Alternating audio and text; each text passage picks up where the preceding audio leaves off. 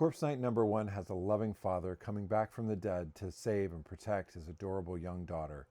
Very sweet, I suppose, if you can get over the smell.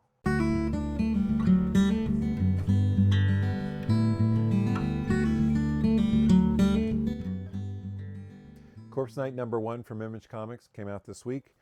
It's from a named creative team that seems like they would have the pedigree to pull off some pretty good horror vibes. The whole idea of a knight, dying and coming back from the dead to protect somebody really gave me the mountain vibes from Game of Thrones, which, kind of has its own horror connotations. I'm not talking about the ending of the series. I just, the mountain himself. So I was looking forward to it. So let's look at the creative team for Corpse Night. The writer is Michael Chaves. He was associated with some of the Conjuring movies, but this is his first comic book. The artist is Matthew Roberts, probably best known for Manifest Destiny. Colorist is Rico Renzi. Letterer, Pat Brousseau. Cover A is by Matthew Roberts. Cover B is especially good. It's by Jai Lee. And then from here we have the incentives. Cover C is a 1 in 10 by Tanchi Zanjic. I apologize for butchering these names. Cover D is a 1 in 25, Nimit Malavia. Cover E, a 1 in 50, Andrea Milana. And cover F is the 1 in 100 by Stephanie Hans, which is also a highlight. Cover G is another one by Matthew Roberts. Cover H is blank variant. Cover I is a Stepan Morian cover. And then cover J is actually a store exclusive by Martin Zavala. The premise of the Corpse Night is that we are in medieval France during the 100 Years' War. Dad and daughter are living that cottagecore life, somewhat unimpacted by the war. But mom's gone. We don't know where she is, but there's hints that we may find out later. Dad's ex-military, but that doesn't keep him from getting killed. The bandits then come back a few days later to get the surviving daughter, but she prays Dad back to life and he saves her. Now they're road tripping to find Joan of Arc to bring Dad fully back to life, I guess, but good luck with that. So let's dive into the book. On the surface, I thought Corpse Night was really reminiscent of White Sky, the first book I reviewed for this channel. It's a father-daughter adventure. It's kind of slow-paced. There's not a ton of dialogue. There's contrasting colors, like a lot of darks and then some lights. That on the surface, it seems like they would be very, very similar. And I didn't love White Sky. I thought it was okay. But what makes this one work for me, if I had to put it on one thing, I think I'd put it on the portrayal of the daughter. If you go back to my review of White Sky, I had issues with how the daughter functioned in the story. In Corpse Night, the daughter's age is clear. She acts appropriately. She's brave to some degree, but also sad and terrified when appropriate, but not suicidal. Also, White Sky set up like 10 questions in its issue and answered none of them, which just I thought was overwhelming and I have no idea what's going on here. Corpse Night sets up kind of 2 questions. One is the story behind Foy's mother and how her and her father met, and then the Joan of Arc storyline in the book. Those are kind of the 2 questions that set up the rest of the series. It's clear, we know where we're going, but there's still, the journey to come. So they're not giving anything away, but it's set up really nicely. It's not really that much denser. It's just a more focused setup. It's also less cliche than a zombie apocalypse.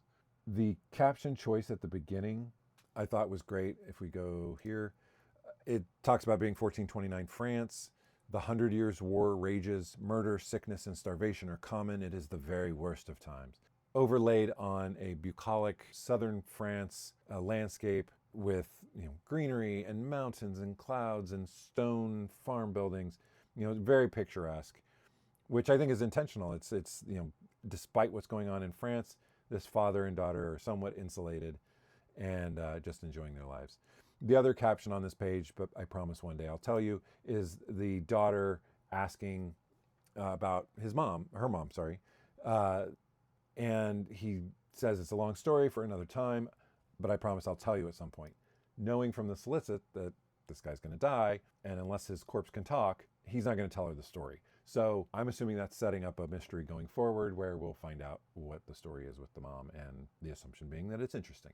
It's solicited as a haunting new horror series, but your mileage may vary. The title in Solicit pretty much gives away anything that would otherwise be surprising. It says he dies and he comes back to life as a corpse. So, when that happens in the story, it's not a surprise. Obviously, we were expecting a corpse night. The only thing that's kind of a mystery is the Joan of Arc storyline. She's portrayed as a miracle worker. They're going to go try and have her perform a miracle. So that is really a storyline, but that's not really a horror. There's no point in this book where I was particularly spooked or scared or anything like that. It was just an adventure story with maybe a little bit more graphic violence than I would otherwise expect. So it depends on your expectations. If you are wanting The Conjuring, something really spooky and scary that's going to have jump scares and creep you out and have you put the book in the refrigerator, I did not think this was that. So it depends. That said, I enjoyed it. It's a straightforward adventure with some supernatural flavor, but just being clear on that. I thought Robert's art was pretty strong.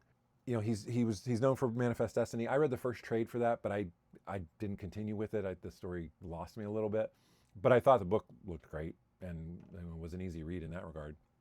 Interestingly, in The Corpse Night, I see a few influences, specifically in the Joan of Arc story where the father's telling a story about Joan of Arc and it's kind of portraying what's going on with her somewhere else.